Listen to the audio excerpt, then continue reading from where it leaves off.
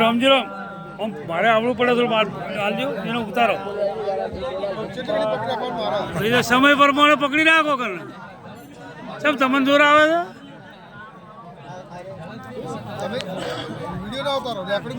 હા, એ તો અહીંયાનો છે, અહીંયાનો વિડીયો રેકોર્ડિંગ વિડીયો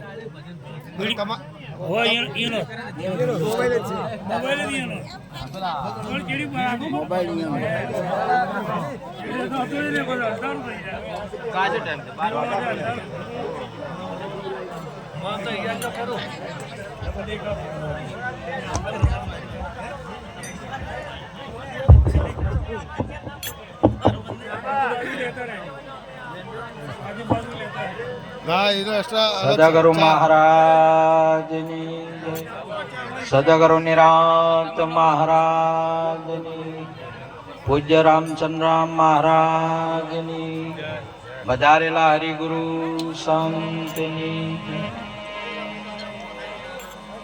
આજે પવિત્ર ભૂમિયા સતરાડા મુકામે ભક્ત શ્રી સોમારો આજે પોતાના દ્વારે ભજન સત્સંગ સંતોને તેડી જે ભોજન પણ આપ્યું, સાથે સાથે આજે મહાકુંભનો દર્શન પણ કરી આવ્યા છે અને વેભાઈ એમના પણ રત્નાભાઈ પણ ભેળા કુંભના દર્શન કરી આવ્યા. સરસ કહેવાય, બહુ મહત્વની બાબત કહેવાય. અને આજે સંતોને તેડાઈને પાછી સેવા અને દર્શનનો જે લાભ લઈ રહ્યા છે એ તો ખૂબ ખૂબ ધન્યવાદ કહેવાય.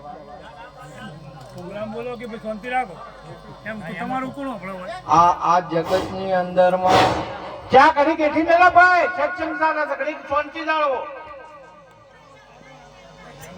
સૌ પ્રથમ આપણને આ માતા પિતાથી શરીર મળ્યું એ બહુ મહત્વની બાબત છે. જે શરીર પોત તત્વન 3 ગુણનું, જેને માટીનું પણ કહેવાય, અને માટીનો કુંભ પણ આને કહેવાય, આને ઘડો પણ કહેવાય, કુંભ કહેવાય. આ કુંભ આપણા આદિગુરુ શંકરાચાર્ય એ ઉતાર્યા હતા. જો અહીંયા આજે પણ મેળો ભરાય છે અને સંતોના દર્શન આપણે કરીએ છીએ. કેમ કરવામાં આવે છે કે એ કુંભ છે અને અમૃતના ભરેલા છે. જો કે બધા ઘડા તો બધા શરીરો અમૃતના ભરેલા છે, મૃત્યુ વગર છે, મરવાના નહીં.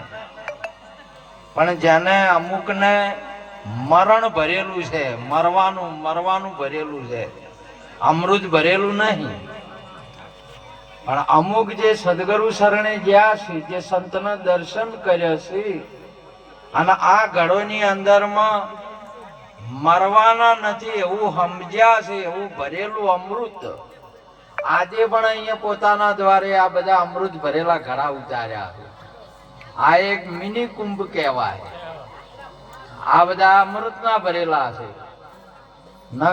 બધા ઘડા તો ભેળા થાય, પણ હવે પાકા ના હોય તો વરસાદ વરસે તો પછી ઓગળી જાય.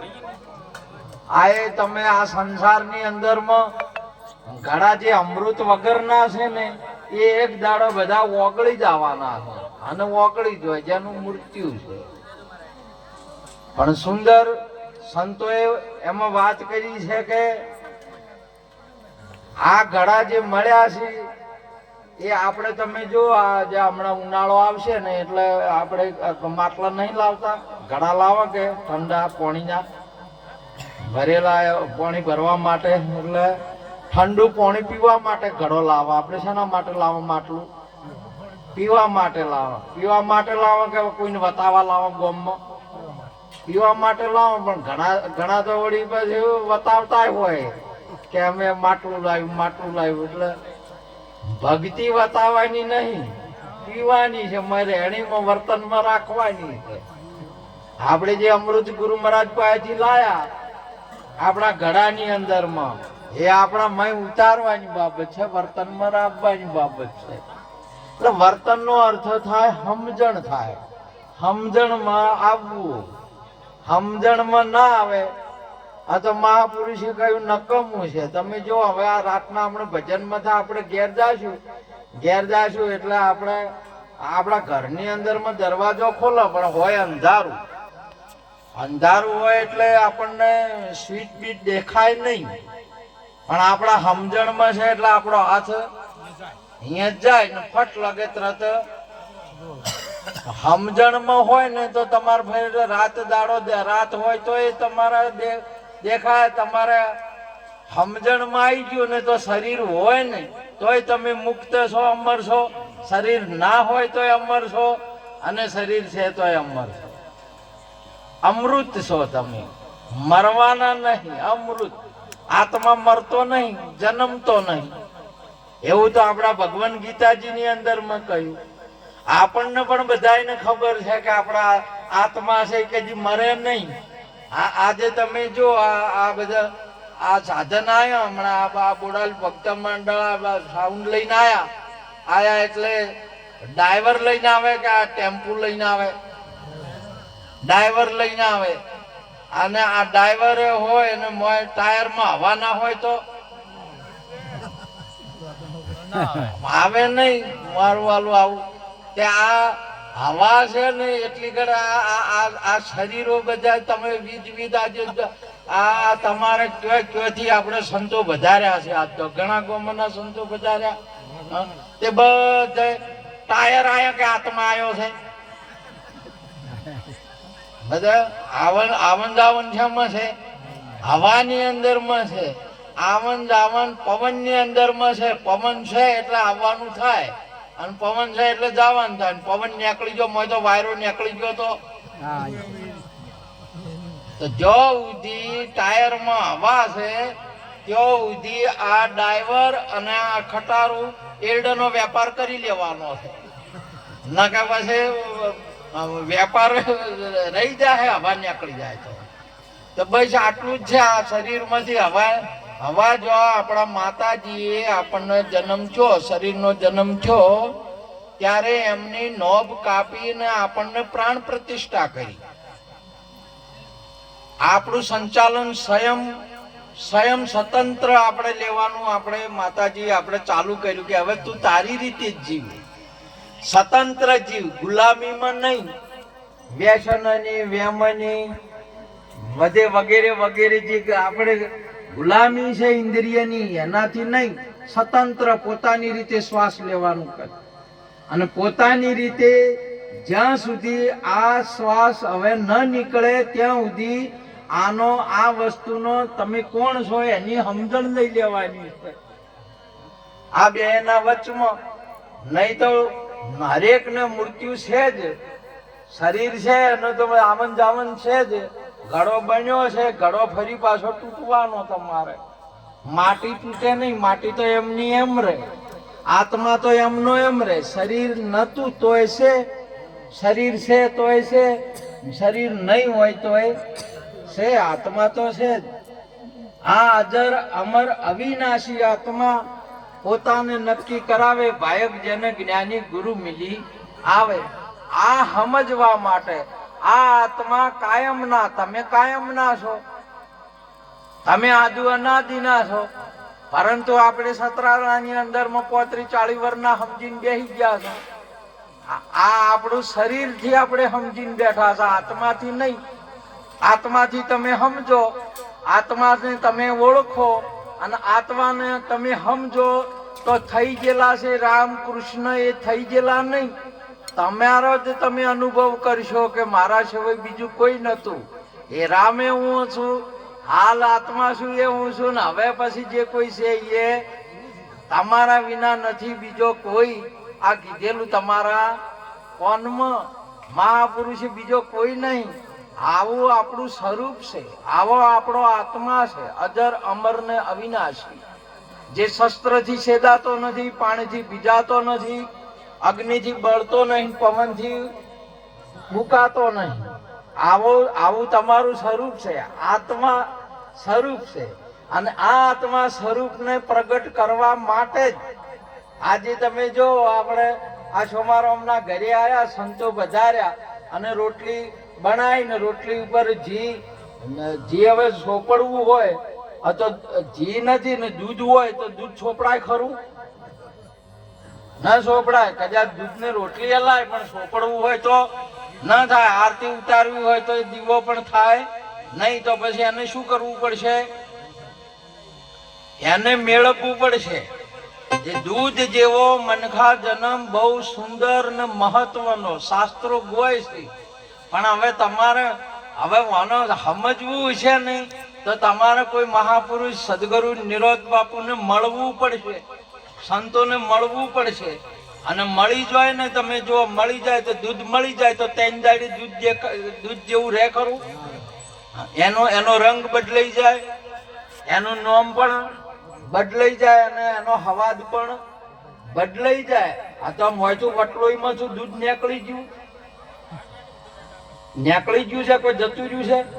જતું રહ્યું નહીં. પણ મોય છે તો દૂધ કેવરાય ખરું?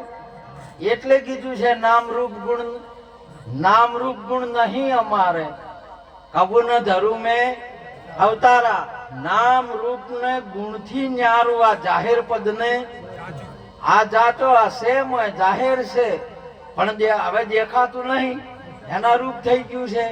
તમે જો એ દઈને તમારે મેળવી અને ભાગવું પડે કે ભાગવું પડે એટલે બે વિભાગ કર્યા એમાંથી.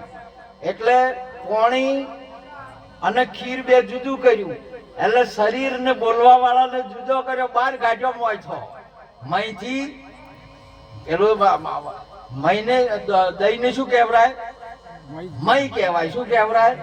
મહી કહેવાય. ભાજ્યું એટલે પછી મહીથી બહાર કાઢ્યો બોલવા વાળો નો. મોય બોલે કે બહાર બોલે? કહે રામ રવિ રામ ગુરુ ભાર પ્રતાપે બોલે 52 બહાર કાઢ્યો એને. અને મોય ગીતે જ હોય છે. બોલો તમે જુઓ, એક ભાઈ હતા, શેઠ હતા, અહીંયા ઘેર આયા પૈસા લેવા, થોડુંક વ્યવહારમાં લીધા હશે, ઉસીના પાસીના કર્યા હશે.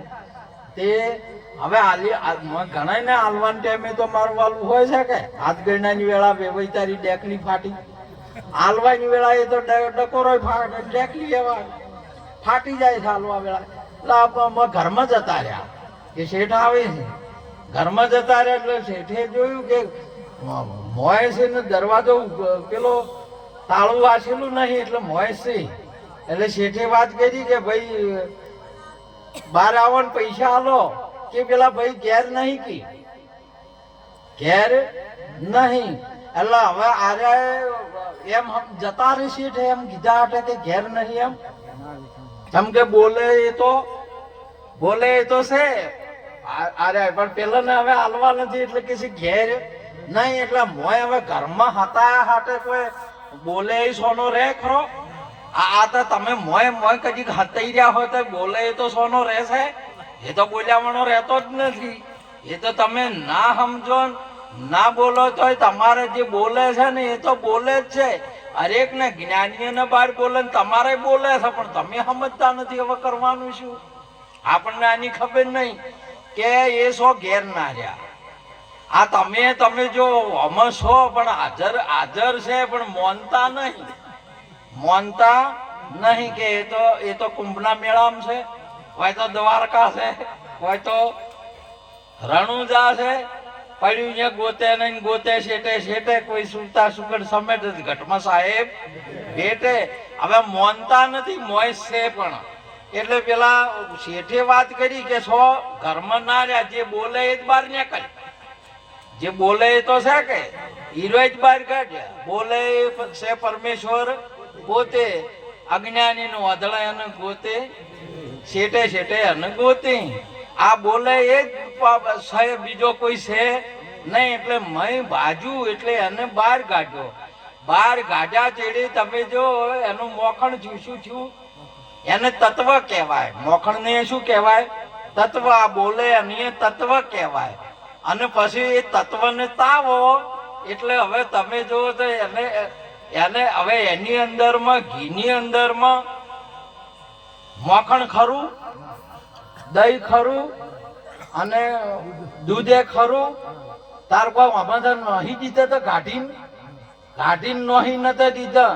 હવે જયારે મોખણ ઘી દેખાય છે તો આ ત્રણ નહીં દેખાતા અને ત્રણ દેખાતા તો ત્યારે તમને ઘી નહીં દેખાતું. હવે શું કરવાનું?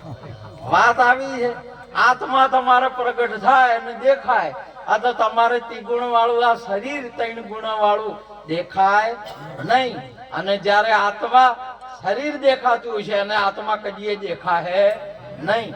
એટલા માટે આત્માને સમજવા માટે, આત્માને પ્રગટ કરવા માટે છે તો ખરું દૂધમાં ઘી છે, પરંતુ એનો દીવો નહીં થતો, પ્રગટ નહીં થતું. એના માટે બીજો દીવો જોવે છે. શું જોવે છે?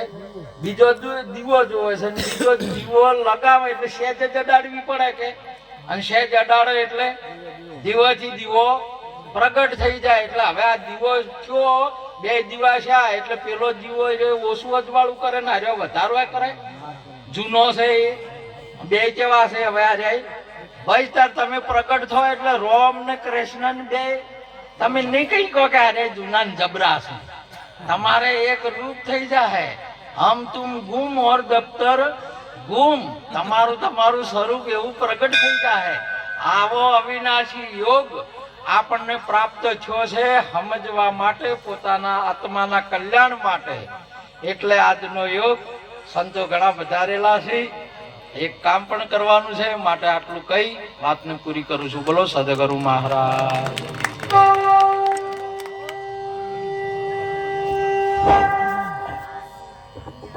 ચંદગીરમ મહારાજ ને કોટિક વાર વંદન. હવે ચડાસણા નિવાસી સતીબેન એ પણ બે સાખીને એક વાણીનો લાભ આપશે. સતીબેન ચડાસણા.